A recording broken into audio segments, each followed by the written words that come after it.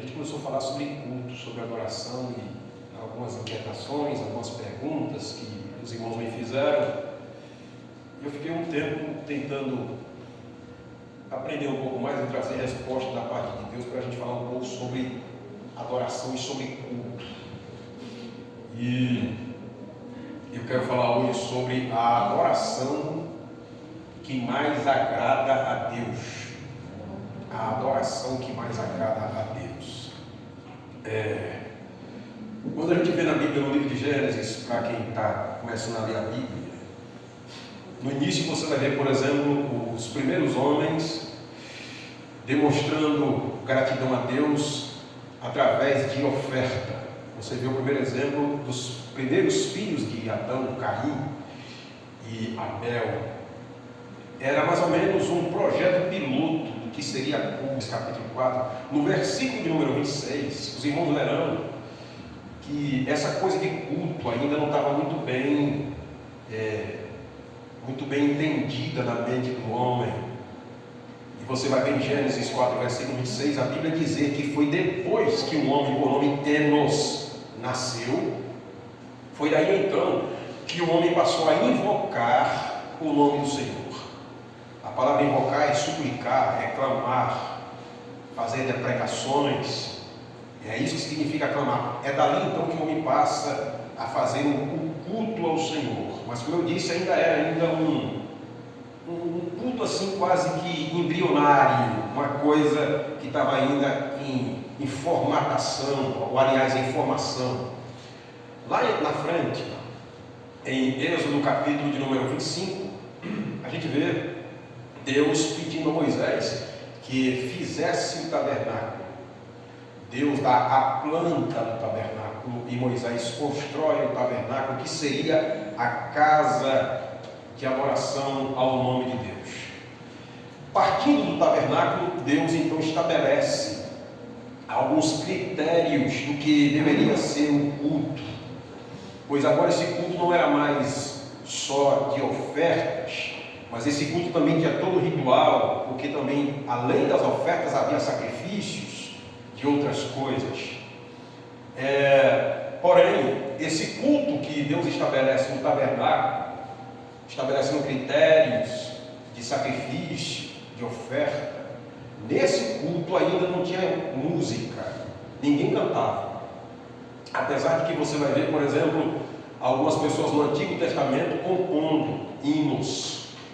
O primeiro que a gente vê na Bíblia, pelo menos que eu vejo na Bíblia, compondo um hino para Deus, em gratidão a Deus, é Moisés. Veja isso aí, Êxodo capítulo 15, versículo de número 2 a seguir, depois que o povo atravessa o Mar Vermelho, aí o texto diz que Moisés virou compositor na hora, virou compositor e já compôs o hino, e ele expressa no versículo 3, muito especialmente, dizendo: Jeová é varão de guerra, o Senhor é o seu nome. Depois que Moisés compõe esse hino, parece que eu estou vendo Moisés cantando esse hino depois que atravessa o Mar Vermelho. Quando Moisés terminou de cantar, Miriam já virou compositora também. E além de compositora, já virou maestrina. É o primeiro grupo de senhoras que você vai ver na Bíblia. Miriam já arrumou um bando de mulher, formou um grupo de senhoras. Eu não sei o que arrumaram um pano, tamborim, pandeiro, deu um pandeiro para cada uma. E já compôs um hino também. Veja aí, Êxodo capítulo 15, versículo 19. Ela compõe o hino e ela começa a dizer: cantai ao Senhor, porque sumamente se exaltou, e ele lançou no mar Faraó com seus cavalos e os cavaleiros. Enfim, então é outro cântico que você vê na Bíblia. Você vê ainda Moisés fazendo um cântico ao Senhor em Deuteronômio capítulo 32. Goteja minha doutrina como a chuva, destilha minha palavra como orvalho, como chuvisco sobre a relva e como gota de água sobre a relva. É um cântico que Moisés faz em Deuteronômio capítulo 32. Você vai ver, por exemplo, Ana também fazendo um cântico, depois que Deus dá a ela o privilégio de dar a luz a Samuel. Aí ela escreve no primeiro livro de Samuel, capítulo 2, veja lá, e ela termina cantando dizendo que o Senhor é quem tira a vida e torna a dar, faz descer a sepultura, faz subir de lá, é quem enriquece, é quem empobrece, é quem exalta, é quem abaixa. Isso é um cântico de Ana, todo o capítulo 2 do primeiro livro de Samuel. Aí a gente segue. Você vai ver Davi fazendo um cântico para Deus também. Estamos falando, aliás, falando de música, isso estava enrustido em Davi. Era algo que estava inerente na personalidade de Davi. Ele era um grande músico e Deus deu a ele esse dom de compor. E aí você vai ver na Bíblia, pelo menos assim, nas Sagradas Escrituras, a primeira vez que você vai ver dizer na Bíblia que Davi compôs está no segundo livro de Samuel, veja aí, capítulo de número 22, que na verdade esse capítulo 22, o segundo livro de Samuel, capítulo 22, nada mais é do que o Salmo de número 18. Se você for ver aí, as mesmas palavras que estão no segundo livro de Samuel, capítulo 22, são as mesmas que depois são inseridas nos Salmos. E lá está o Salmo de número 18, composto por Davi. Porém, voltando, como eu disse aos irmãos, nesse culto no tabernáculo, não se ouvia música. Era só oferta de animais, oferta de manjares, sacrifício, mas ninguém cantava. Ninguém cantava. Estamos falando da forma da adoração, como foi criado. Aí, foi no tempo de Davi que o salmista Davi estabeleceu o ministério de músicos para adorarem ao Senhor no culto. Então, além de ter lá sacerdote, sumo sacerdote que fazia toda a parte de ritual, de sacrifício, de oferta, também havia alguns lá que foram separados no governo de Davi para elevar a Deus cânticos de louvores e adoração ao nome do Senhor. Isso está no primeiro livro das Crônicas, veja aí, no capítulo de número 25 e no versículo de número 1. Aí você vai ver falar de Asaf, dos filhos de Corá e de outros mais que faziam parte desse grupo de ministros que ministravam, que cantavam quando o povo ia adorar o Senhor. Por exemplo, havia um cântico, você vai ver em alguns salmos chamados de Cântico dos Degraus. E o que significava isso, pastor? É que quando o povo ia para o templo, havia alguns degraus, e cada degrau daqueles cantavam. Por isso esses salmos eram chamados de Cânticos dos Degraus. E estes levitas aí que tinham esta função de cantar e louvar ao nome do Senhor. Estão entendendo até aí? Então, foi mais ou menos assim que foi estabelecido o culto. Agora a gente sabe, meus irmãos, que existem muitas diferenças de culto, até por uma questão cultural, por exemplo, existem muitas diferenças de culto, até por uma questão denominacional, não é, pastor Manoel? Cada denominação tem uma forma de culto. Alguns é para querer mostrar diferença. Por exemplo, a igreja, a Assembleia de Deus, saúda com a paz do Senhor. Você vai para a Batista, já saúdam lá com graça e paz. Cristão no Brasil é paz de Deus, que não muda quase nada, mas é só para querer mostrar a diferença. Então a gente sabe que existe muita diferença de liturgia de culto, até pela questão cultural e pela questão denominacional. Entretanto, a gente precisa entender, por exemplo, a princípio, o que significa a palavra adorar. Porque, já que as pessoas divergem muito do que é culto, até por uma questão cultural, as pessoas têm muitas diferenças de opiniões, até por uma questão denominacional. Se você for para a igreja adventista, eles vão dizer que a melhor forma de cultuar é a deles. Se vir como pentecostal como eu, vou dizer que a melhor forma é a minha, e vai ficar essa briga. Mas vamos entender o que significa adorar, porque adorar é uma palavra que não muda. Não muda, ela pode ser vista na língua latina, na língua hebraica, na língua grega, sempre está convergindo, sempre tem o mesmo significado. Nós estamos falando aqui da adoração que mais agrada ao Senhor. Por exemplo, a palavra adorar na língua latim é adorare. E quando a gente vai ver o significado, significa reverência, devoção a uma pessoa, a um lugar, a uma coisa. É isso que significa a palavra adorar na língua latina, que é uma língua morta, que só a Igreja Católica hoje, nas suas missas lá, nos seus momentos lá de missa, principalmente na Itália, Então eles usam muito latim, mas o latim é quase uma língua morta. A palavra adorar, por exemplo, na língua grega. Na língua grega, a palavra adorar é latreu. E a gente vai ver o significado da raiz da palavra adorar na língua grega. Essa palavra latreu significa culto de adoração, dada somente a Deus. Também na palavra grega, a palavra adorar é proskineo, que significa prostrar-se, ajoelhar, que tem um significado total de adoração a uma divindade.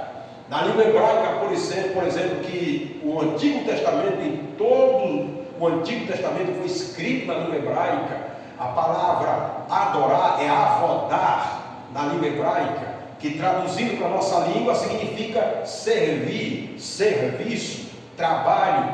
Daí os irmãos já estão tendo uma ideia, olha aqui para mim, que adorar é mais que cantar. Porque tem gente que pensa que adorar é só vir para a igreja, levantar a mão e ficar dizendo glória a Deus, glória a Deus, glória a Deus, cantando o tempo todo. E até gente que não entende aquele texto que me parece que está na carta anônima aos Hebreus, que diz que Abraão, ele foi visto como pai da fé porque ele dava glória a Deus. Aí tem gente que acha que era cada um passo que Abraão dava, glória a Deus, dava outro, glória a Deus. Não é bem assim. Adorar também é servir. Adorar é estabelecer algum trabalho para o Senhor. Até porque, por exemplo, você vai ver no ministério de Jesus, enquanto ele esteve aqui na terra, você não vai ver Jesus o tempo todo cantando, você não vai ver. Você vai ver Jesus servindo, Jesus curando enfermo, Jesus pregando. Ele só cantou uma vez.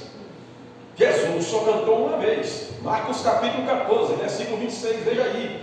Quando ele estava na Santa Ceia, a Bíblia diz que depois que ele termina de celebrar a ceia, cantou o hino com os discípulos e foi para o Monte das Oliveiras. Então adorar é muito mais que cantar. Daí os irmãos já estão percebendo muito bem. Todavia, na Bíblia, nós encontramos algumas orientações em relação à questão da liturgia do culto. Como deveria ser uma liturgia de culto? Por exemplo, no Antigo Testamento, Deus estabeleceu alguns critérios. Não era de qualquer maneira que o sacerdote deveria adorá-lo. Havia todo um ritual, havia todo um preparo. O cidadão, antes de entrar lá no lugar santo, deveria se preocupar com a purificação. Se fosse o sumo sacerdote, tinha que antes oferecer um sacrifício, pedir perdão pelo seu pecado. Depois havia todo um processo de purificação. Tinha que entrar lá, tinha que incensar primeiro o lugar santíssimo para depois entrar. Em Levíticos capítulo 10, se você quer ver, um certo dia os filhos de Arão, Nadab e Abiú resolveram entrar lá e oferecer um fogo estranho. E o texto diz que na mesma hora Deus matou. E se você está lendo aí Levíticos capítulo 10, a partir do versículo número 1 ao 3, Deus vai e ratifica mais uma vez esses critérios, provando e dizendo que não era de qualquer maneira que deveria ser essa liturgia de culto. O próprio Jesus também, ele estabelece uma diretriz de liturgia de culto. Quando ele fala para a mulher samaritana, a mulher samaritana chega para Jesus em João capítulo 4, a partir do versículo 20, veja aí, e ela diz assim: Senhor, nossos pais adoravam lá no Monte Gerizim, mas eu queria saber agora como é que nós iremos adorar. E aí o Senhor vai, estabelece um critério dizendo assim: olha, virá um dia e agora em que os verdadeiros adoradores adorarão ao Pai em espírito e em verdade, e estes são os tais que ele procura. Glória a Jesus. Ali está mais ou menos uma diretriz que Jesus dá da maneira que deveria ser essa liturgia de culto. Porém, quando a igreja primitiva nasce, mesmo assim, irmãos, houveram algumas confusões, porque os irmãos não sabiam cultuar. Os irmãos achavam que culto era se reunir, cantar hinos e comer. Você vai ver em muitas partes aí, no livro dos Atos dos Apóstolos, a partir do capítulo 2, você vai ver dizendo que eles reuniam e comiam. Reuniam na casa de quem e comiam, e repartiam em princípio pão, era pão para lá, pão para cá. Não havia um critério, não havia um cronograma. E a coisa foi ficando pior quando eles recebem o Espírito Santo. E a partir do Espírito Santo também, eles receberam dons espirituais. Quando recebem os dons espirituais, aí que ficou pior ainda. Não havia um cronograma, não havia nenhuma liturgia, ninguém sabe como começava e como terminava o culto. E você vai ver esse exemplo de bagunça, de desordem, na primeira carta aos Coríntios, capítulo de número 14. Veja lá, a partir do versículo de número 26, ali a gente vê uma desordem tamanha. Quem tinha um dom de profecia, enquanto alguém estava dirigindo o culto, levantava e profetizava, outro levantava e dizia que estava tendo uma revelação, outro levantava e queria já orar por alguém que estava enfermo, ninguém obedecia a palavra. E aí o apóstolo Paulo estabelece uma diretriz de liturgia de culto.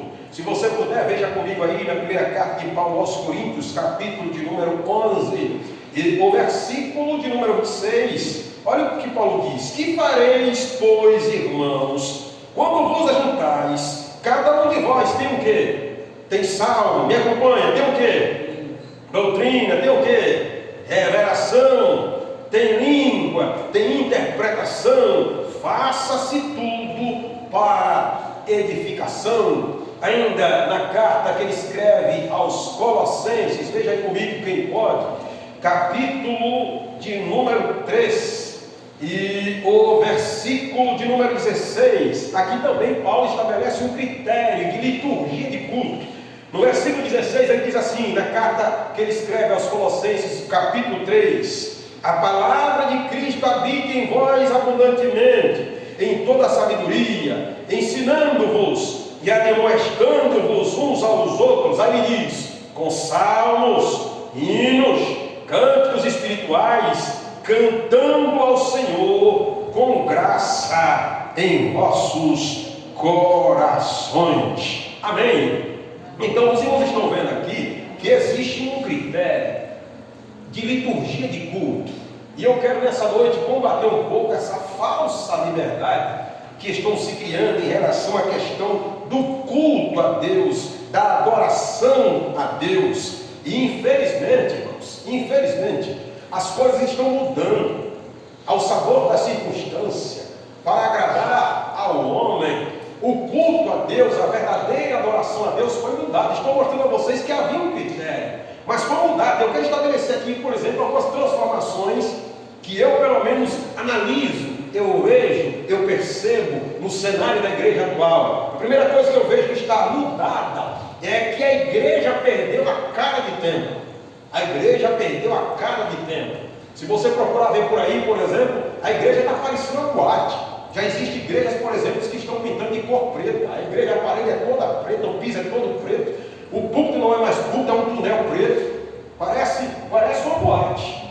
Uma boate é umas luzes fluorescentes, luzes vermelhas, luzes verdes, e coloca lá aquela luz, parecendo um canhão, e não tem cara de igreja. A igreja mudou completamente a sua cara. A igreja hoje está parecendo um teatro. A igreja hoje está parecendo uma casa de show. A igreja hoje está parecendo um centro terapêutico, um centro espírita, centro de macumba. Está parecendo. A igreja hoje se transformou parecendo, está tal qual uma rave, onde o povo vai e fica lá parecendo que está tudo fora de si, em êxtase. Parece uma rave, onde a maioria vão para lá e ficam drogados ao ritmo de músicas que mexe até com o sistema nervoso, com a parte cognitiva do sistema nervoso. A igreja hoje está parecendo um circo, onde as pessoas vão mais para rirem do que para chorar. A igreja mudou completamente a sua cara, não está mais com cara de igreja. Quer ver outra coisa que eu percebo que mudou? Os louvores. Os louvores se transformaram em música.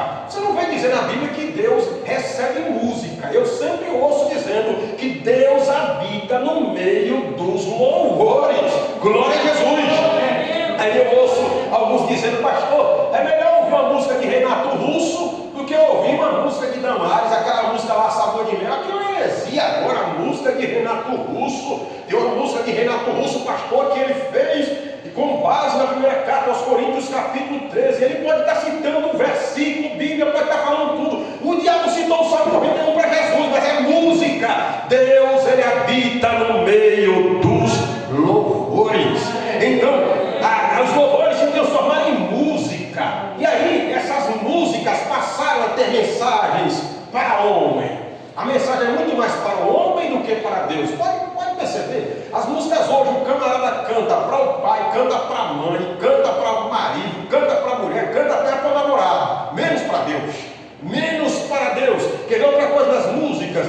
As músicas vão passar passando a avaliar, anotando aqui para não perder o fio da meada, a gente nota que as músicas viraram plágios, viraram paródias. Eu me lembro da época dos anos 90 que surgiram muitos cantores evangélicos gravando músicas que só mudavam a sua letra, mas a melodia, você lembrava de algum cantor mundano, você lembrava de alguma cantora mundana, porque transformaram-se em plágios, transformaram-se em paródias. As músicas passaram a ser músicas muito melosas, principalmente agora. Já até criaram um clichê para essas músicas melosas. Estão chamando de sofrência gospel. É aquelas músicas melosas onde os cantores cantam e eu fico zancado quando eu ouço, porque esse dia estava ouvindo lá em casa uma, e aí a moça canta, aí diz assim, que está com vontade de morrer. Ai, que vontade de morrer! Sinceramente, irmão, sinceramente, como é que alguém que tenha Jesus está dizendo que está com vontade de morrer? A Bíblia diz que com ele, com o nosso Jesus, a fartura de alegria. Imagina um crente que já está numa fossa, um crente que está com problemas psíquicos, com depressão, ouvindo uma música dessa, vai morrer mesmo, infeliz, ouvindo um negócio desse. Muda essa música, coloca música de crente, música pra cima, música alegre, música de fogo, música pentecostal. As músicas ficaram muito melosas, melosa, muito melodramática. Quer ver outra coisa que a gente percebe nas músicas? As músicas parecem mantra. Parece mantra, até que a gente fica até zangado. E às vezes põe lá em casa, eu fico ouvindo assim, querendo me dar uma falta de paciência. É 10 minutos, irmão, de música, 15 minutos, e repete. Não tem filho de Deus que aguente. Não tem filho de Deus que aguente. E você acha que vai terminar, quem diz que vai terminar? E aquela, uma letrinha desse tamanho, 15 minutos, e aquela mesma coisa, não muda nada. A mensagenzinha pequena, e não sei quantos minutos, repete. Aquilo é mantra. Aquilo é mantra. É isso que está acontecendo com as nossas músicas com mensagens antiteológicas, que você percebe que não tem nada a ver com a Bíblia. Se eu estou lá em casa ouvindo uma música de um cantor, uma cantora, e de repente na música, no meio dela, ela termina dizendo que Jesus Cristo foi criado para Deus. E eu já vi gente cantando na igreja. Jesus é um ser incriado, ele é eterno. Jesus Cristo não tem princípio, não tem meio, não tem fim, irmão. Músicas antiteológicas.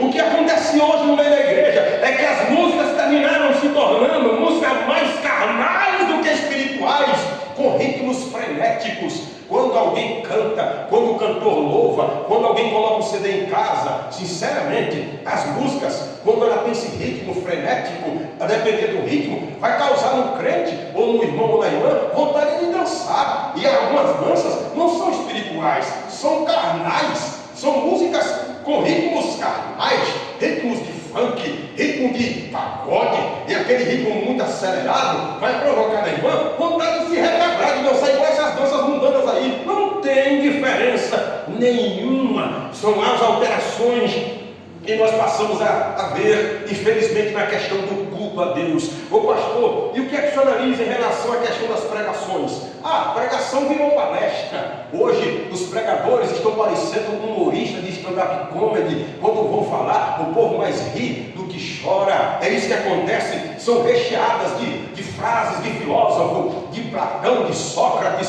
para provocar a massa, para dizer que é muito inteligente, que sabe de muita coisa de literatura. Aí fica citando palavra de sociólogo, aí fica falando coisas de pesquisa que pega na internet, no Google, e fica citando coisas e mais coisas para provar que é inteligente. Olha, eu sou um cidadão inteligente. É isso que acontece hoje. Alguns pregadores que sobem nos púlpitos têm uma preocupação muito maior de querer mostrar a cabedal de conhecimento do que querer revelar o Cristo, aquele que veio ao mundo salvar o homem dos seus pecados. É o que a gente vê hoje em algumas mensagens. Você não vê mais mensagens confrontadoras, porque quem prega, infelizmente, algumas igrejas não quer confrontar ninguém, para não mostrar que é deselegante, para não querer demonstrar que é um cidadão mal educado, para não querer deixar alguém chateado. Ontem eu falei algumas coisas aqui no final do culto que eu percebi que ficou parecendo um bode de água fria. Estou nem aí, eu preciso mostrar a palavra, eu preciso abrir a mente do povo. Eu não estou nem aí se alguém vai sair dizendo aqui que pastor vai educado, aquilo era coisa para se dizer no final do culto, o culto estava tão bom, o pastor jogou um gelo na igreja, vai se mergue. Estou nem aí, eu tenho que falar de Jesus, eu tenho que abrir a mente do povo, eu tenho que dizer a você que você tem que vigiar, se alertar, abrir o coração para receber a palavra de Deus, irmão. Mas infelizmente é o que você tem visto hoje em algumas igrejas. mudando. As coisas estão mudando. Quer ver outra coisa? Quer ver outra diferença que a gente percebe em relação ao culto? É que o pastor, que deveria ser um exemplo da liderança maior, se tornou igual aos demais em algumas reuniões, em algumas igrejas. Não é mais aquele pastor que se veste de forma respeitosa, não é mais aquele pastor que é bem trajado, que quando se veste parece que vai para uma audiência com o juiz dos juízes. Hoje alguns pastores de algumas denominações, para dizer que é descolado, para dizer que está na moda, para dizer que sabe entender que vestimenta, que a massa gosta, já está subindo no púlpito até com pijama. Tem uns que vão pregar de moletom, vão pregar com um tênisinho, com uma calça jeans apertadinha, todo coladinho no corpo, dizendo que é pastor. Esses dias atrás vi um aí que foi pregar vestido com uma roupa de palhaço. Outro dia estava vestido com a roupa de um personagem de televisão, de desenho. É assim que acontece. Mas é para atrair. A ideia é sempre atrair a massa, satisfazer as pessoas. E no que tange a questão de quem vai à igreja, você vê na Bíblia Deus estabelecendo critério, irmão. Não tem esse negócio de dizer assim, não. Mas o importante é eu estar bem comigo mesmo, eu estar bem comigo mesma. Quem disse? Quando alguém ia para a casa de Deus, Deus estabelecia critério. Não era qualquer roupa que alguém deveria sair de casa para ir adorar a Deus. Aliás, o primeiro estilista que você vê na Bíblia e na história humana, sabe quem foi? O próprio Deus. Quando o primeiro casal, eles pecam, eles estão só com folhas de figo. Quem foi que fez a primeira vestimenta? Foi Deus. Gênesis capítulo número 2, salvo engano, o texto diz que Deus desce à terra, mata 2 cordeiros, já simbolizando o próprio Cristo, e veste os bois de túnicas. Dali para frente Deus estabelece critério. Você vê em Gênesis capítulo 35, veja aí, versículo de número 2. Jacó ele casa com Raquel, Jacó casa com Lia, pastor Rosalvo, e não estabelece nenhum critério. A família de Jacó, as mulheres principalmente, usavam tudo, vestiam o que bem queria. Mas quando houve na casa de Jacó algo terrível, que foi estupro da sua filha Tamar, Jacó então entendeu que ele tinha uma dívida com Deus. E qual era a dívida? A dívida é que fazia muito tempo que Jacó não tinha feito um culto ao Senhor. Depois que foi para a casa do sogro, ele entendeu que infelizmente aquele mal veio porque ele estava em débito com Deus. Então em Gênesis capítulo 35, reúne a sua família e faz 3 pedidos no versículo 2, veja aí. Ele disse para todos aqueles que estavam, principalmente as mulheres: olha, tire os deuses estranhos que estão aqui no meio de vós. A segunda coisa que ele disse foi: purificai-vos. E a terceira foi: mudem as suas vestes. E por que razão? Porque Jacó ia levar a sua família em Betel, e os irmãos sabem que Betel significa casa de Deus. Betel foi um lugar que Jacó consagrou para adorar o Senhor. Foi em Betel que Jacó viu Deus. Ele viu uma escada que dava da terra aos céus, e anjos subindo e anjos descendo,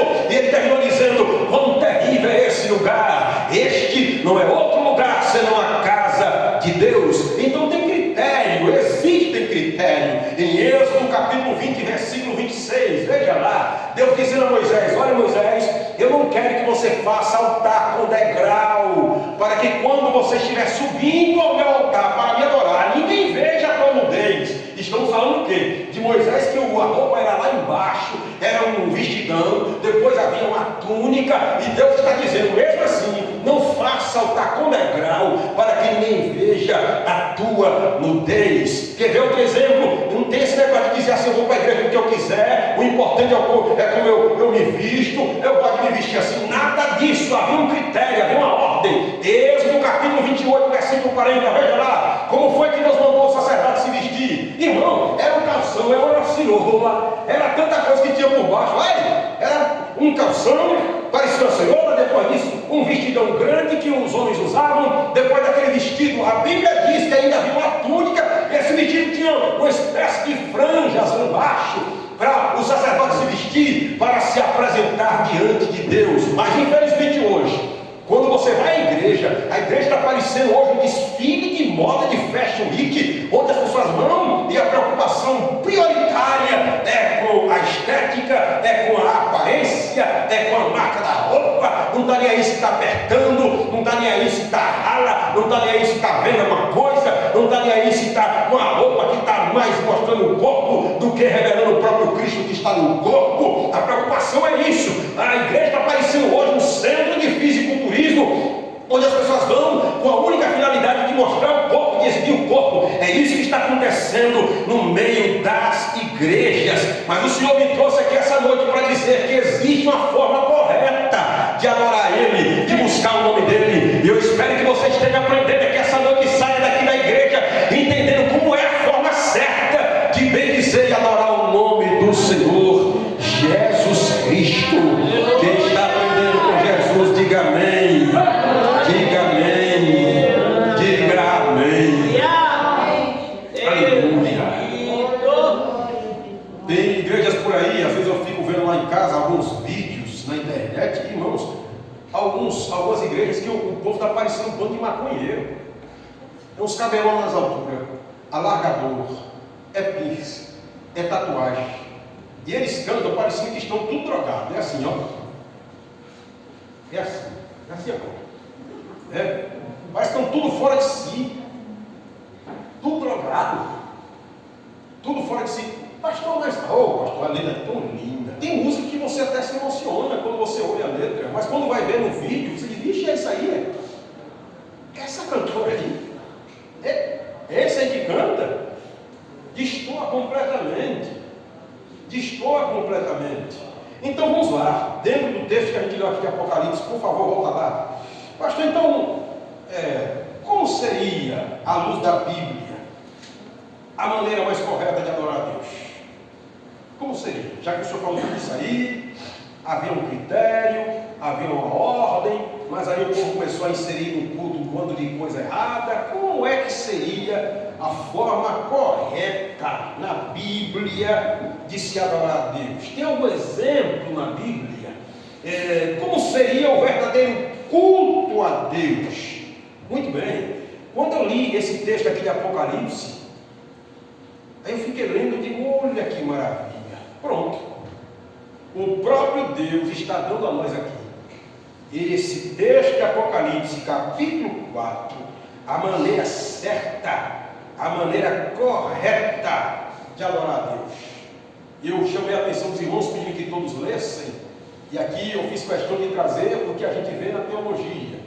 Na teologia, a gente aprende que, para a gente entender um texto, nós precisamos primeiro ler o texto, depois nós precisamos explicar o texto e, por fim, aplicar o texto.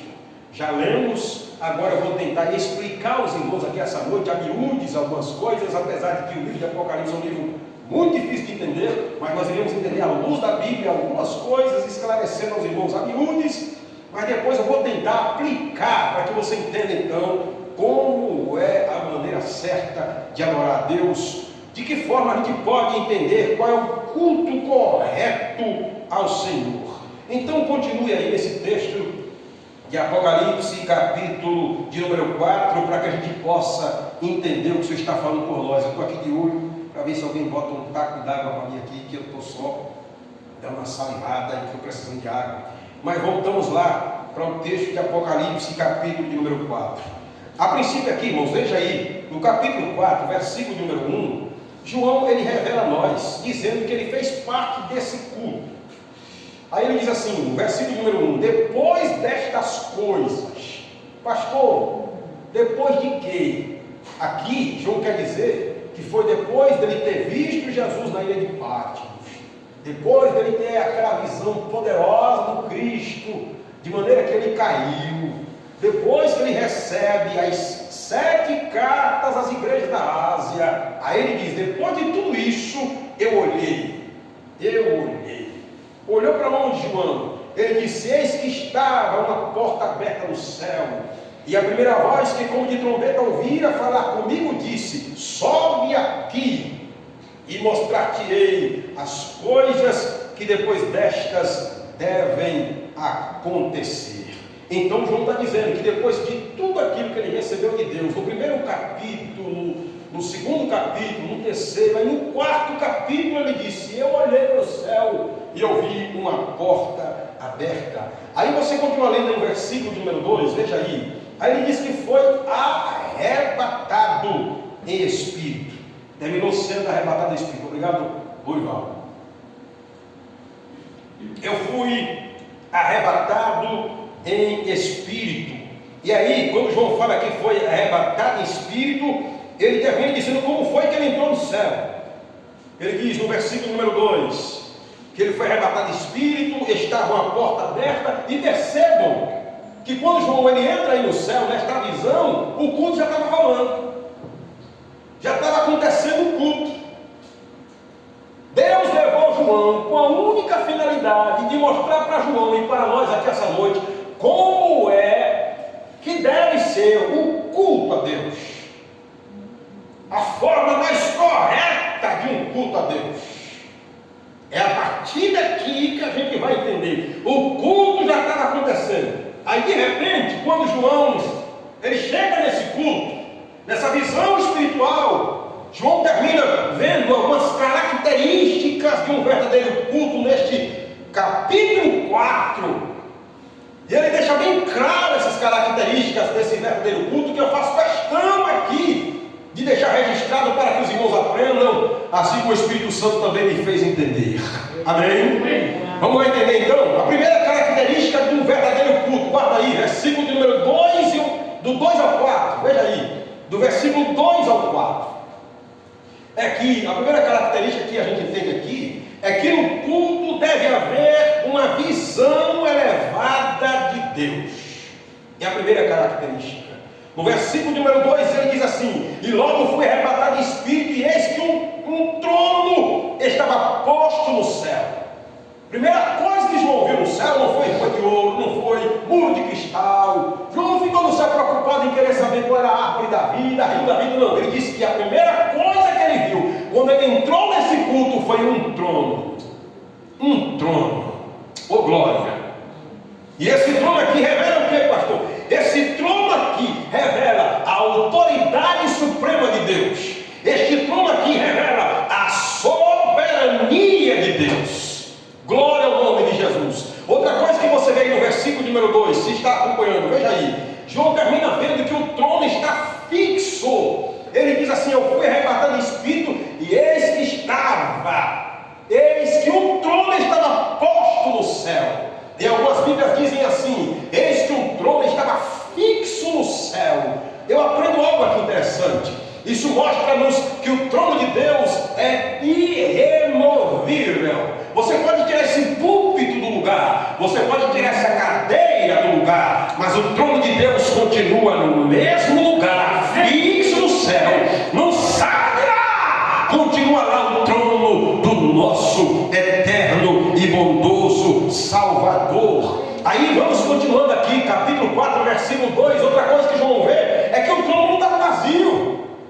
O trono não estava vazio. Ele diz assim no versículo 2, a última frase: e tinha um assentado sobre o trono. E João precisa, pastor Rosalvo, pastor Mulavarino, que alguém diga quem é esse um. Ele sabe, João entende, o Espírito Santo testifica. Quando ele olha e vê esse um, ele sabia de que se tratava do Deus Todo-Poderoso, que disse em Isaías, capítulo 66, versículo de número 1, ele diz lá através do profeta Isaías: o céu é o meu trono e a terra é o estrado dos meus pés. Então quando ele chega no trono, no céu, e ele vê aquele trono, e ele vê um assentado sobre o trono, ele já entende: é Deus que está lá. É Deus que está lá. Aí a gente continua nesse texto maravilhoso. De repente, quando você chega no versículo 3, veja aí, aqui é algo forte, maravilhoso. Esse trono também revela a sua glória, revela a glória de Deus. Esse trono também revela a aliança que Deus sempre faz com o seu povo, que é firme. Olha que coisa maravilhosa no versículo 3, como Deus revela a sua glória aí. Diz assim: e o que estava sentado era na aparência de quê? Semelhante à pedra de jaspe e de sardônica. Isso mostra a glória de Deus. Semelhante à esmeralda. Era desse jeito que João viu o Senhor. Ali revela a sua glória, o poder da glória de Deus. Aliás, numa certa certo dia, o Moisés chega para o Senhor e diz: Senhor, eu quero ver a tua glória. Êxodo capítulo 33, versículo 18. E Deus disse: Moisés, homem comum não consegue ver a minha glória, não consegue, porque se vê morre. E alguns ainda viram um vislumbre, viram uma coisa pequena da glória de Deus, e o texto diz que não conseguiram ficar de pé, caíram. Você vê, por exemplo, um exemplo clássico de alguém que viu um pouquinho da glória de Deus e caiu, é o próprio Moisés, quando em Êxodo capítulo 3, aliás, ele não cai, mas ele fica com medo. Capítulo 3, quando ele vê aquela sarça pegando fogo, e a sarça não se consumia, aí o texto diz que ele chega perto, e ele vê a sarça pegando fogo e não se consome, e ele vai tentar olhar. Quando ele olha, do meio da sarça sai uma voz que dizia: eu sou o Deus de Abraão, de Isaac e de Jacó. Sabe o que aconteceu? A Bíblia diz que na mesma hora ele cobriu o rosto com medo de morrer. Glória a Deus. Outro exemplo na Bíblia é quando Gideão ele tem aquela visão, ele recebe aquele anjo, e aquele anjo chega para Gideão e diz assim: varão valoroso, vai nessa tua força, o Senhor é contigo. Até então Gideão não sabia que se tratava de um anjo, de tal maneira que ofereceu até comida, pediu ao anjo que ficasse. O anjo disse: tudo bem, vai lá, prepara a comida, eu vou ficar aqui. E ele foi, preparou a comida, traz para o anjo. Quando ele trouxe, o anjo pega uma tenaz, toca na comida, a comida evapora. Quando Gideão vê aquilo, o texto diz que Gideão baixou a cabeça e disse: pelo amor de Deus, não me mate, não me mate, com medo de morrer. A presença de um anjo já provocava isso. Imagine a presença de Deus na vida de alguém. Sabe quantas vezes o profeta Ezequiel caiu? 10 vezes. Quando ele viu a glória de Deus, a primeira vez foi Ezequiel capítulo de número 1, ele viu uma glória tão poderosa, e ele vai explicando como foi aquela glória, uma roda dentro de uma roda, de outra roda que virava para lá, virava para cá. Ele tenta explicar e fica confuso e vai tentando dizer como foi aquela visão, e é quando ele cai. É por isso que no capítulo de número 2, versículo de número 1, o Senhor está dizendo: Ezequiel, ponha-te de pé, porque eu ainda quero falar contigo. Oh glória, aqui Deus está revelando a sua glória, que é poderosa, que é inacessível. Aleluia, que é uma glória que enche a casa, e quando essa glória enche, não tem um que possa suportar. Só se for crente vazio, só se for crente que não sente o Espírito Santo, só se for um crente que é, infelizmente, um iceberg em pessoa, mas que está ligado a essa glória. Quando a glória entra na igreja, glorifica, bendiz o nome do Senhor, o corpo estremece, porque quando ele entra na igreja, coisas extraordinárias acontecem. Oh glória! E eu estou sentindo ele aqui. Glória ao nome de Jesus. Continua comigo aí. Oh, bendito é o nome dele para sempre. Aí a gente vai lendo. A gente vai lendo sobre esse trono. Perceba aí, gente, vocês que estão comigo, me acompanhando na Bíblia aqui. Eu estou maravilhado, estou vendo muita gente com a Bíblia aberta, me acompanhando. Que glória! Mas percebam que o tema central aí dessa visão é trono. Eu fiz questão hoje de contar a tarde. Repete-se 13 vezes a palavra trono. Trono, trono, trono. Assentado sobre o trono, ao redor do trono, trono, tronos, trono. É o tempo todo. O tema dominante desta visão que o Senhor faz questão de mostrar a João é trono. E o que Deus queria dizer com isso? Deus queria dizer para João, sabe o quê? Que pode ter na terra imperador, pode ter na terra reis, pode ter na terra STF, pode ter na terra presidente, pode ter na terra autoridades, pode ter quem for, mas nenhum deles é maior do que o Senhor dos Senhores, que governa, que continua mandando, desmandando. Ele diz, ele faz, ele pode, ele é, ele comanda, ele manda, ele ordena. É ele que pode, é ele que estabelece governo, é ele que tira reis, é ele que bota rei, é ele que faz coisas grandes. O homem aqui não é nada, o homem é pó, o homem é erva, o homem é como um ponto ligeiro, o homem é como o dia de ontem que passou, o homem não presta para nada, é folha seca que o vento leva para onde quer. O homem sem Deus continua sendo nada, e Deus, ele continua sendo Deus. Pode morrer homem hoje, morre homem amanhã, ele continua sempre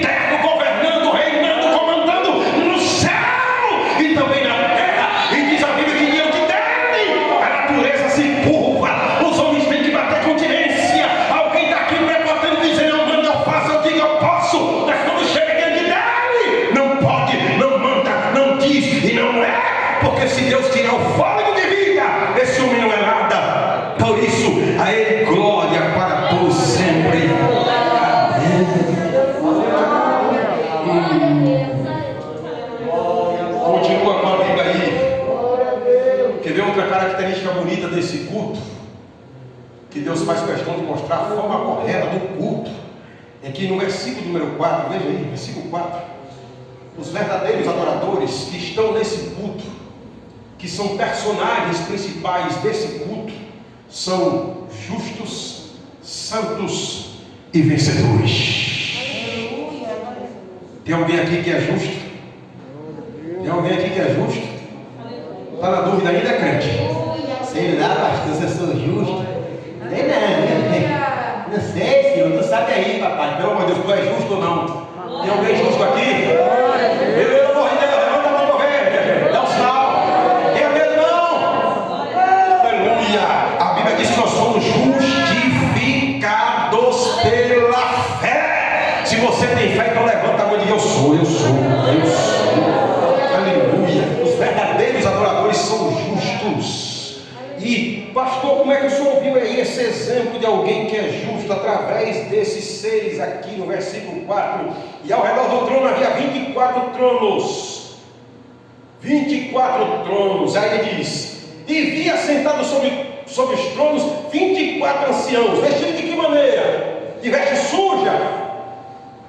sujas, vestes brancas, sinônimo de justificação, sinônimo de santificação. Irmão, os verdadeiros adoradores não são qualquer um, é gente santa, é gente justa. Pode ter na igreja gente abrindo a boca, levantando a mão para o céu, chorando, dizendo: Jesus, eu te amo. Mas se o coração estiver limpo, esse louvor não passa do teto, não passa. Tem que ser alguém que é santo, que entende que Deus é santo, que precisa ser santo.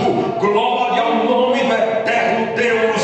O Senhor disse ao povo em Levíticos capítulo 19: sede santo, porque eu, Senhor, sou santo. Aí diz a Bíblia que eles estavam de vestes brancas, versículo 4. E aí eles demonstram que são vencedores. Por que são vencedores? Porque estão assentados sobre o trono. E também diz a Bíblia que eles estão com coroas na cabeça, sinônimo de vencedor. Aleluia. A gente sempre fala aqui e recita o nosso lema que diz: a quem vencer vai herdar todas as coisas, e eu serei seu Deus, e ele será o meu filho. Mas tem outra promessa de Deus que o Senhor termina dizendo, enviando uma das cartas às igrejas da Ásia. O Senhor Jesus disse: a quem vencer vai sentar comigo no meu trono. Portanto, esses adoradores aqui não é gente que vem para frente da igreja e fica contando derrota com aqueles testemunhos, dizendo: irmão, o trem da fé em casa, o diabo esse dia quase me derrubava, quase saía da igreja, quase me desviava. Ontem, irmão, quase aqui uma tragédia lá em casa, o menino pegou a faca, quase foi no outro. Você não vê isso? O que a gente vê aqui são pessoas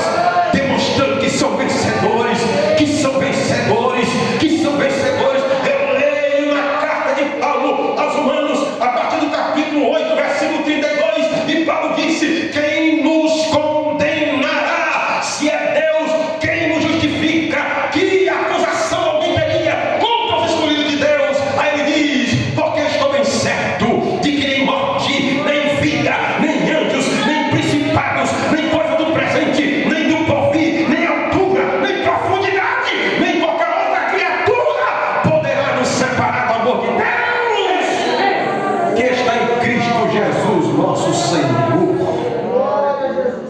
E por que Paulo diz isso?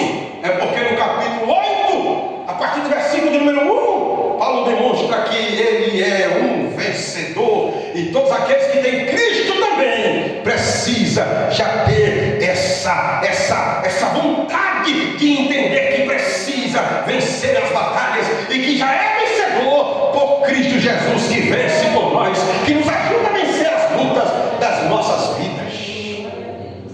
Amém.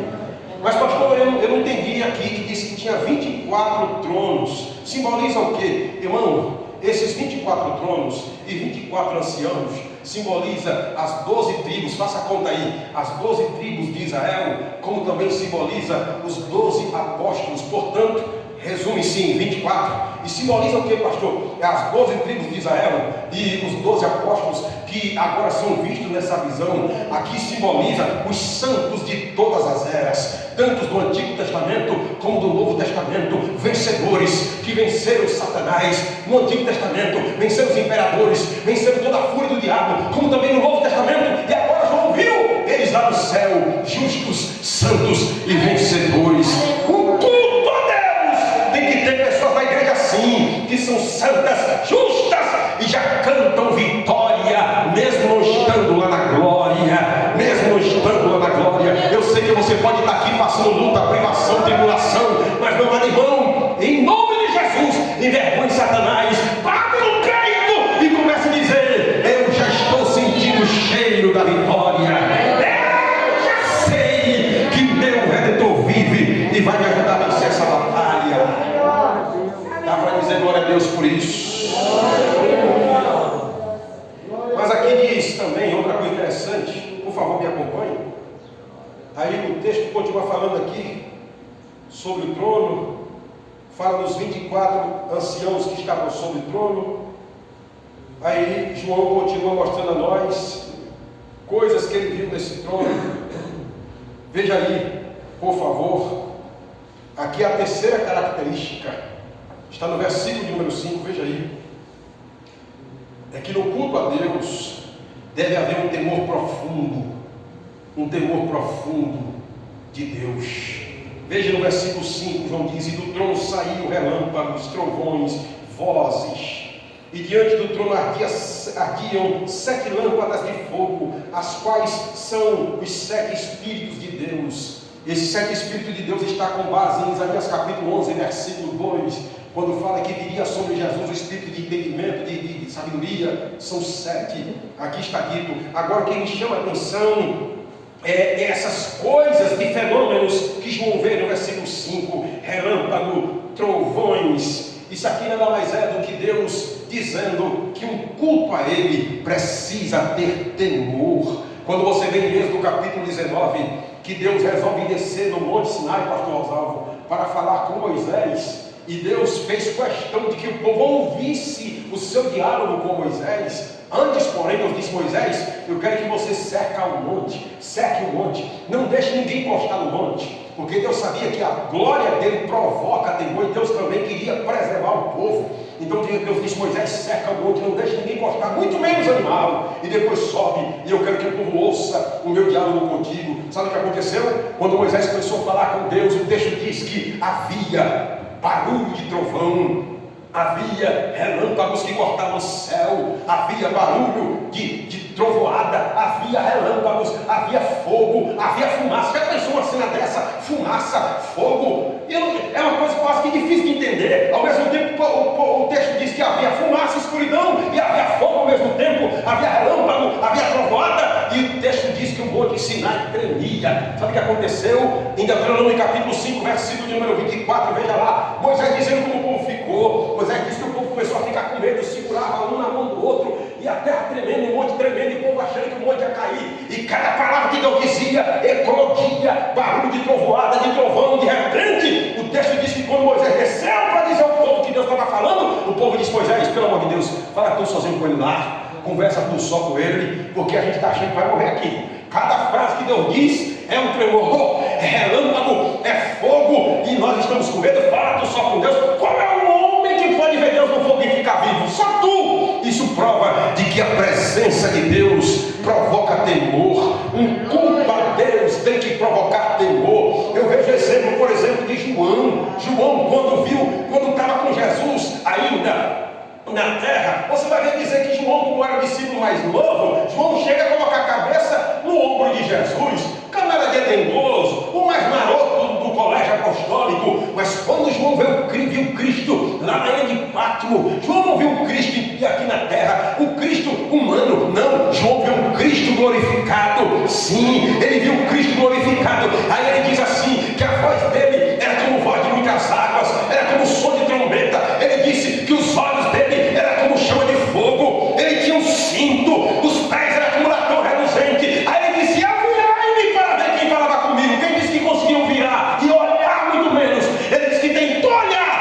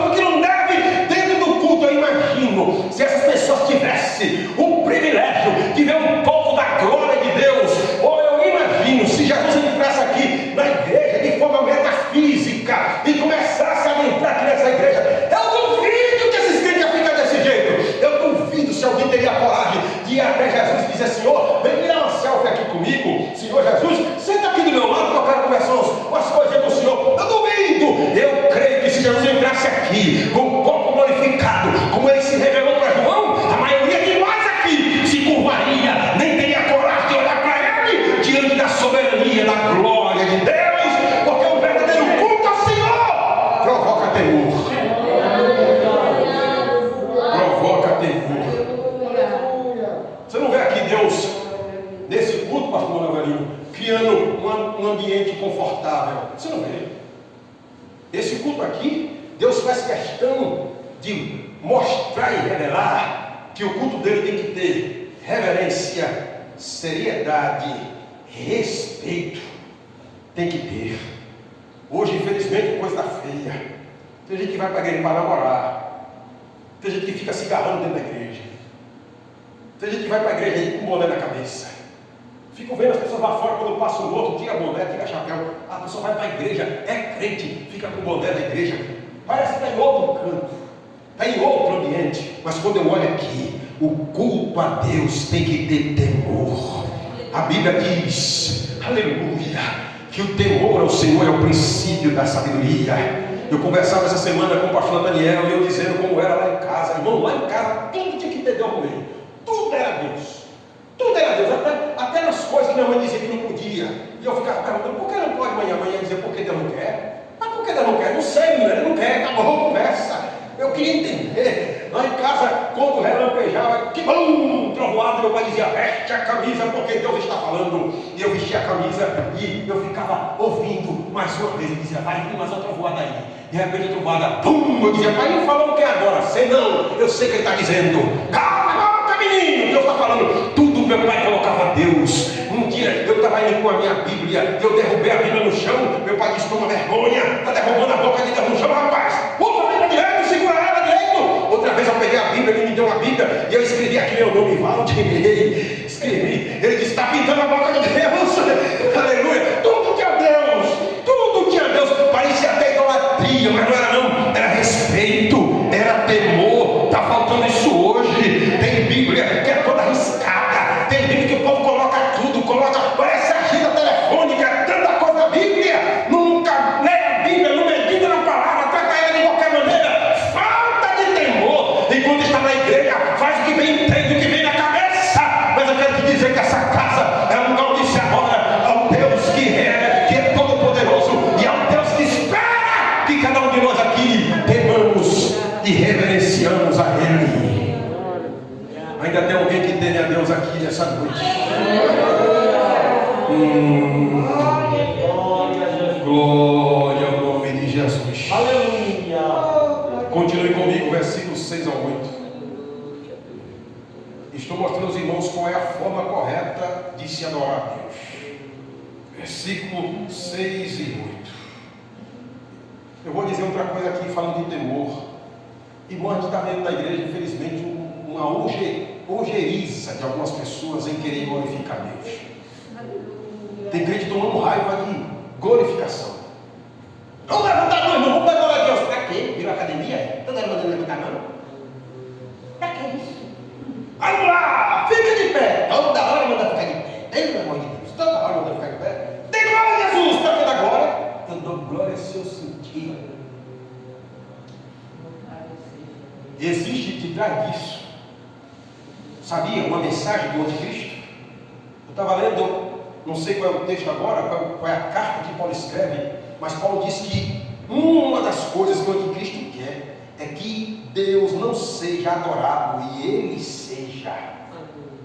O anticristo não quer que nenhum de vocês glorifiquem a Deus. Quando você está dizendo assim, vou dar glória nela, fica toda hora mandando dar glória, se eu sentir, o anticristo está dizendo, palmas, é isso que eu estou querendo, não glorifique, não dê glória, nem que lhe pague R$1000. Tem crente que vem para a igreja, parece que passa esparadrapo, cola super bonde, não sei que tipo de coisa aí, aviso de jaca, e não tem que faça a minha boca, parece que pegaram eu colocaram uma algema na mão, na outra, que não levanta a mão de jeito nenhum, nem que pague R$1000, irmão. Se você está fazendo assim, você está dando ibope para o anticristo. Quem é verdadeiro adorador não precisa ninguém forçar, não precisa ninguém ficar dizendo levanta a mão, porque ele sabe que ele precisa adorar, ele entende que Deus merece honras e glória, aleluia, ele entende que Deus merece louvor. E outra coisa, já diz o adagio popular aí fora, que a boca fala do que o coração está cheio. Eu leio em Mateus capítulo 12, e Mateus 12 diz que a boca prega, ou da boca sai o que está dentro do coração. Se um crente, ele tem Jesus no coração, eu quero ver ele ficar calado no culto. Ele não aguenta, ele não aguenta.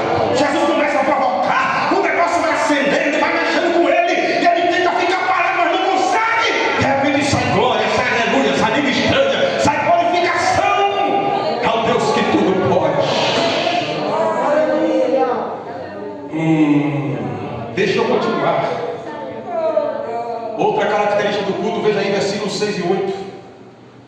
é que no culto a Deus deve haver uma distinção direta entre Deus e as suas criaturas. Veja no versículo de número 6, isso aqui é interessante, irmão. Versículo de número 6, do capítulo 4, versículo 6 diz assim: e havia diante do trono como um mar de vidro semelhante ao cristal. O trono de Deus, e à frente do trono, uma parede de vidro. Uma parede de vidro. Depois da parede de vidro, João disse assim: e eu ainda vi, perto do trono, depois ao redor do trono, ele disse: eu vi 4 seres com rosto de animal. Havia esses 4 seres com rosto de homem, rosto de águia, rosto de boi, rosto de leão. Quem são esses 4 seres? Esses 4 seres são os serafins, que nada mais são do que os guardiões, os guardiãos, essa que fala, gente, me ajuda aí que é bom de português, os guardiãos do trono de Deus, que ficam ali guardando o trono de Deus. Não é que o trono de Deus vai ser invadido a qualquer hora por um movimento sem terra celestial, mas lá estão esses serafins, e o texto diz que eles estão guardando o trono de Deus. E para quê, pastor? O que o Senhor quer nos ensinar aqui? O Senhor quer ensinar que mesmo que eu e você esteja no céu, há uma distinção. Deus continua Deus, e eu e você, mesmo com o corpo glorificado, continua sendo criaturas. Lá ninguém pode dizer: glória a mim, bendito seja o meu nome para todo sempre, glorificado seja eu no céu e na terra. Não, lá é Ele que aparece, é Ele que é o Senhor, é Ele, aquele que mostra essa distinção, essa separação. A gente vê esse serafim, pastor Maravilha, aparecendo lá no Jardim do Éden, em Gênesis capítulo de número 3, versículo 24, quando Adão e Eva pecam. Quem foi que ficou fazendo a separação do Jardim do Éden? Os serafins. Diz o texto que eles ficaram com a espada na mão, fazendo a separação, guardiões. Estes 4 seres também são os que Isaías lê no capítulo 6. Isaías diz que viu eles lá, eles voavam de um lado para outro, mostrando aqui que eles estão diante do trono do Senhor Jesus. E o texto diz que havia 4 rostos: rosto de animal, rosto de leão, rosto de águia, rosto de touro. Algumas Bíblias diz rosto, esses 4 seres, algumas Bíblias falam, em vez de ser rosto de touro, fala de... deixa eu ver aqui o texto, capítulo 4, versículo de número 6. Em vez de ser touro, outras Bíblias traz outro texto, outra explicação diferente. Bezerro. A minha diz bezerro, algumas dizem touro. É isso mesmo? Dizem touro. Pastor, esses rostos aqui significam o quê? Significam os 4 evangelhos. Os 4 evangelhos da Bíblia. E cada animal desse representa Cristo, ou figura Cristo nos evangelhos. Por exemplo, em Mateus, Cristo é representado como o homem. É por isso que você vê um desses seres com o rosto de homem, representando o Cristo como homem, representando a sua humanização. Em Mateus, Jesus Cristo é o homem perfeito. No Evangelho de Marcos, qual é a simbologia de Marcos com esses animais aqui? Em Marcos, Jesus Cristo é o leão, é a figura do leão, aquele que veio para vencer, demonstrando a realeza do nosso Senhor Jesus, a autoridade do Senhor Jesus. Em Apocalipse capítulo 5, versículo de número 5, João disse que ele é o leão da tribo de Judá. Oh glória! Em Lucas, pastor, o que é que Jesus é em Lucas? Em Lucas, ele é o touro, ele é o boi, que significa que era um animal usado para trabalho, era um animal usado para sacrifício. Isso fala de serviço, isso fala de trabalho sacrificial. Os irmãos sabem que Jesus disse que ele veio não para ser servido, mas ele veio para servir. E em João é a águia, ele simboliza a águia, aí simboliza a propagação do Evangelho, simboliza a divindade de Cristo sobre a terra. Você em João capítulo 1 diz assim: no princípio era o verbo, e o verbo estava com Deus, e o verbo era Deus. E depois você continua lendo João capítulo 1, quando chega lá embaixo diz assim: e o verbo virou gente, e habitou entre nós, e vimos a sua glória, como a glória do unigênito do Pai, cheio de graça e de verdade. Tanto que em João você vai ver, volta e meia, Jesus dizendo: eu sou, né pastor?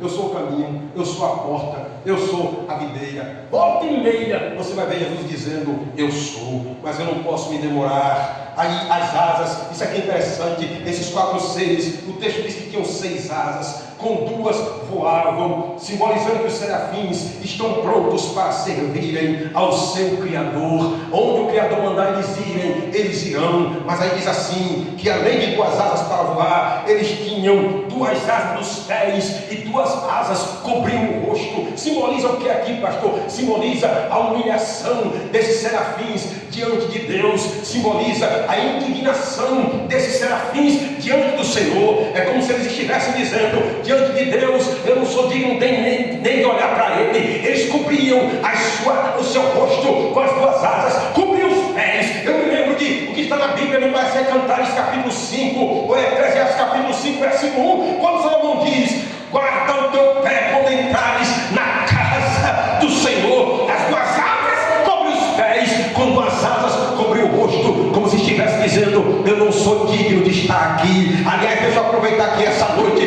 avivamento não é aquela mexer no corpo frenético, aqueles fricotes que a pessoa dá no corpo. Tem gente que fica parecendo que está fora de si, vai até careta, de aventamina chorar com medo da cara de gente, dizendo que está cheio do Espírito Santo. Avivamento provoca lágrima, avivamento provoca choro, avivamento é o Cristo dizendo, eu não sou digno dessa glória, eu não sou digno de estar aqui participando desta graça. Quando eles cobrem as asas do rosto, eles estão dizendo, nós não somos dignos de toda esta manifestação. Glória ao nome de Jesus para sempre. Mas aí eu continuo aqui com estes seres aqui. Eles mostram para nós aqui, eu termino a forma desta adoração. Irmão, o verdadeiro culto a Deus deve ser contínuo, contagiante e incansável. Veja no versículo 8. Versículo 8 diz a Bíblia que eles não se cansavam, eles não paravam de adorar a Deus. Nós sabemos que lá na frente, Apocalipse, me parece que é o capítulo 21, ou é o capítulo 22, que está dito que lá no céu não tem noite, não tem dia, mas aqui no capítulo 4 diz que eles não descansam, nem de dia nem de noite, adorando ao nome do Senhor. Isso nos ensina o que, pastor? Nos ensina que o culto a Deus tem que ser contínuo. Infelizmente, pastor Rosalvo, pastor Manuel Velhinho, e me permitam os senhores aqui de cabelos brancos, e também respeito, e estou me dirigindo aos senhores aqui para falar, porque a gente sabe, os senhores já vêm de muita luta, de muitas guerras. Então, se ficar em casa, como já disse aqui aos senhores, ninguém vai falar nada. Mas vocês sabem que tem gente hoje que vem para o culto hoje, se deixar, vem só na outra semana que vem, porque cansa, acha o culto cansativo. Estamos vivendo a época de Malaquias, quando você lê no capítulo de número 2, o povo chegava a dizer que o culto era uma canseira, o culto era fatiga, e não é porque que falta a palavra, e não é porque falta alguma coisa de Deus. Deus fala, Deus opera, Deus usa, mas tem gente que está vivendo essa fase de fastio espiritual. Vem uma vez, depois não vem mais. Vocês sabem de história de gente, já falei aqui, que tem um ano, tem mais de um ano que não pisam na igreja, estão por aí, estão fastiosas. O culto a Deus tem que ser um culto contínuo. Você vem hoje, vem amanhã, depois de amanhã, está sempre com vontade de vir à igreja. Eu leio na Bíblia, o salmista vem dizendo que na casa de Deus ele tinha tanto prazer que se pudesse morava nela, ficava nela. É assim que tem que ser. O culto a Deus também tem que ser contagiante. Você vê que esses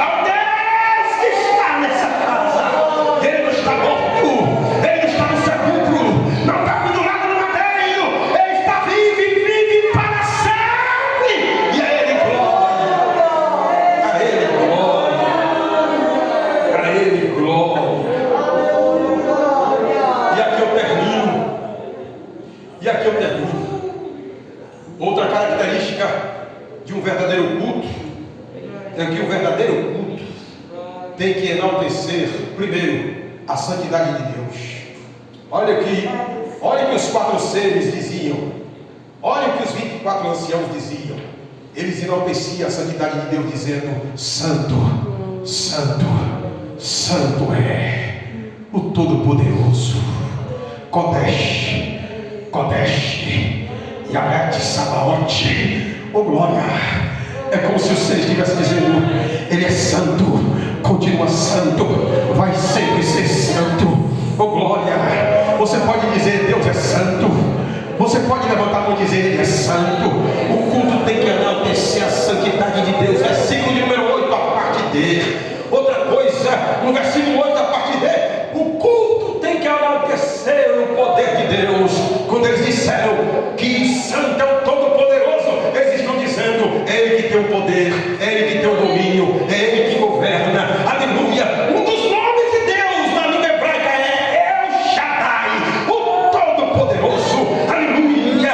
E aí o profeta Isaías escreve dizendo: e o menino nos nasceu, o filho se nos deu, e o principado estará sobre ele, e o seu nome será maravilhoso, conselheiro. Mas aí ele continua dizendo: Deus forte. Seu Deus não é um Deus pequeno, não é um Deus minúsculo, Ele é o Todo-Poderoso. E enalteça essa noite ao Deus Todo-Poderoso. Um verdadeiro culto a Deus precisa enaltecer a eternidade de Deus. Versículo de número 8, a parte D. Aqueles que adoravam diziam: Ele é aquele que era, aquele que é e o que há de vir. Eles estavam dizendo: Ele é eterno, Ele é atemporal. Pode mudar estações, pode mudar anos, pode mudar 2000 anos, pode mudar o tempo, pode mudar tudo, mas Ele continua sendo o mesmo. Ele não muda, Ele não muda. Dá para glorificar o seu Deus, que Ele é o mesmo. Ele não mudou. Malaquias capítulo 3, versículo 6, Ele disse: Eu, Senhor, não mudo.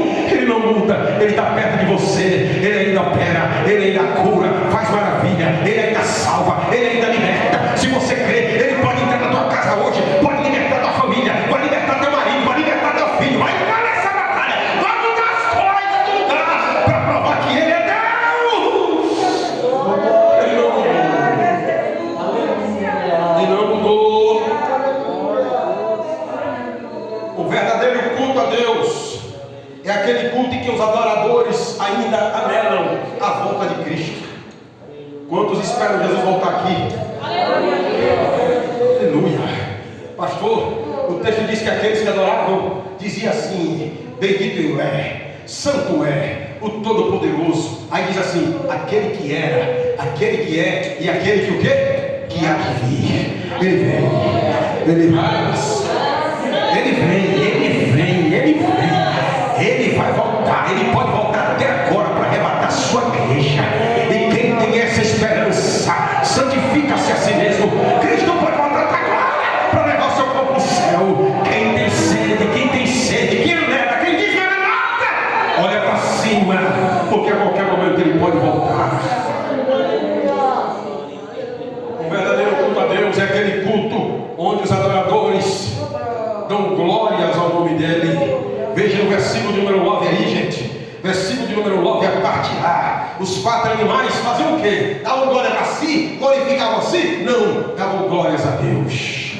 Glórias a Deus. E aqui é que eu quero responder. Irmão, eu quero destoar desse costume que foi criado em algumas igrejas, desse negócio de palmas. Eu não sou contra ao crente cantar com palmas. Aliás, o salmista Davi diz: louvai ao Senhor com palmas. Eu não acho nada contra. A questão é que a nossa igreja não tem costume, mas não tem pecado, não há pecado em um crente cantar com palmas. Agora, quer ver uma coisa errada? É alguém vir cantar e depois que canta, aí o dirigente diz assim: as palmas louve ao Senhor. Ou então alguém está pregando e no ápice da mensagem, em vez de glorificar, você vê o povo da palma. Eu sou contra, porque eu não vejo aqui os 4 animais dizendo assim: vamos aplaudir a Deus. Você não vê os 4 animais dizendo: vamos dar palma para Deus. Você não vê os 4 animais dizendo: as palmas louve ao Senhor. Não, o texto diz que eles dão glória. E sabe por quê? Porque palma é pequeno, palma é para homem, palma é para Lula, é para Dilma Rousseff, palma é para Bolsonaro, mas glória é para aquele que está lá em cima, é para ele, é para ele, só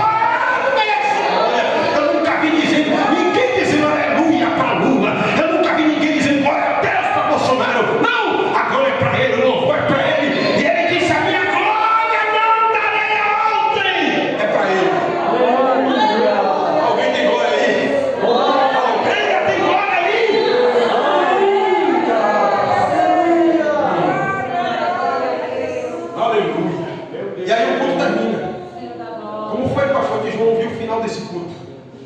João disse que enquanto os 4 anciãos davam glória, ele disse que os 24 anciãos faziam o que, pastor? Se prostravam.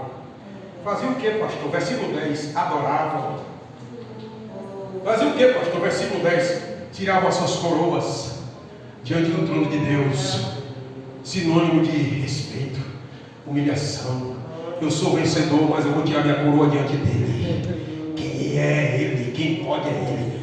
E quantos diziam santo, santo é o Todo-Poderoso, os 24 anciãos faziam isso, se prostravam, tiravam a coroa e depois diziam, sabe o que? Versículo 11, olha o que eles diziam: digno és, Senhor, de receber glória e honra e poder, porque tu criaste todas as coisas e por tua vontade são e foram criadas. A glorificar Jesus aqui. Fica de pé nessa noite. Fica de pé nessa noite. Aleluia. Nós iremos terminar com uma oração.